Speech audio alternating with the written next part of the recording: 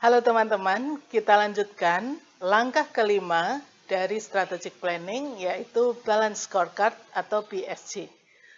Tujuan BSC adalah memvisualisasikan perspektif apa saja yang diperlukan oleh suatu organisasi atau institusi atau personal bila ini adalah strategic planning for personality, kemudian melakukan langkah-langkah perspektif tadi dari penguraian strategic house yang disesuaikan dengan pilar-pilar, kemudian enablers, dan visi, perspektif visi atau perspektif customer di atasnya.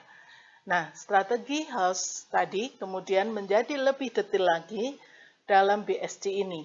Untuk selanjutnya, BSC akan mempermudah penyusunan pendetilan langkah berikutnya lagi. Nah, seperti apa contoh BSC? Berikut ini adalah salah satu contoh BSC untuk Unika Atmajaya. Sekali lagi, ini hanyalah sebuah contoh. Dalam BSC ada beberapa perspektif. Biasanya, perspektif untuk perusahaan atau komersial akan menampilkan perspektif finansial sebagai perspektif yang teratas. Nah, karena contoh ini untuk universitas, maka kami tidak menampilkan perspektif finansial sebagai perspektif yang utama. Perspektif yang kita tampilkan adalah 4 perspektif ini. Dalam perusahaan ada perspektif finansial yang biasanya diletakkan di atas, kemudian isinya misalnya capaian benefit per tahun atau per 5 tahun. Tetapi dalam contoh ini kita memasukkan perspektif stakeholder atau perspektif shareholders.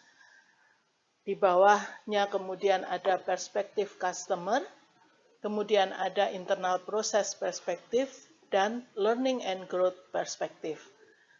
Dua perspektif di bawah sebenarnya mewakili strategic house sebagai fundamen dan pilar-pilar utamanya.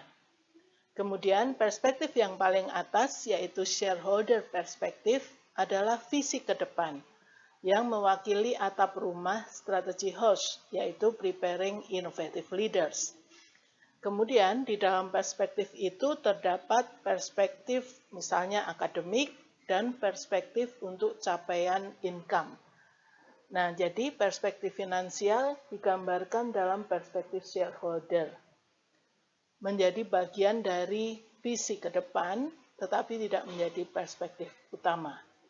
Sementara customer perspektif menampilkan preferred future pilar yang ada di dalam strategic house, yaitu digital technology readiness, employability, social contribution, kemudian dikaitkan dengan Atmajaya attractiveness dan komersialisasi research dan academic venture untuk tidak bergantung pada tuition fee seperti yang sudah disebutkan pada weaknesses dalam TOWS. Dalam internal proses kita memerlukan raising reputation, networking, kemudian long-term partnership, kemudian external fund untuk mendukung tidak tergantung pada tuition fee. Sementara pada enablernya sebagai organisasi, maka transformasi organisasi dan HR transformation atau pembaharuan untuk SDM. Nah, demikian teman-teman contoh tentang BSC. Tentu BSC juga melibatkan suatu diskusi yang cukup detail, menentukan perspektif apa saja yang menjadi prioritas utama pandangan dalam strategic plan. Dan setiap perspektif ini kemudian akan memiliki indikator-indikator tertentu yang hendak dicapai oleh institusi. Bagian tentang indikator ini juga merupakan diskusi yang panjang atas penurunan setiap perspektif ini. Bagian ini akan dibahas dalam video berikutnya. Sampai jumpa dan terima kasih.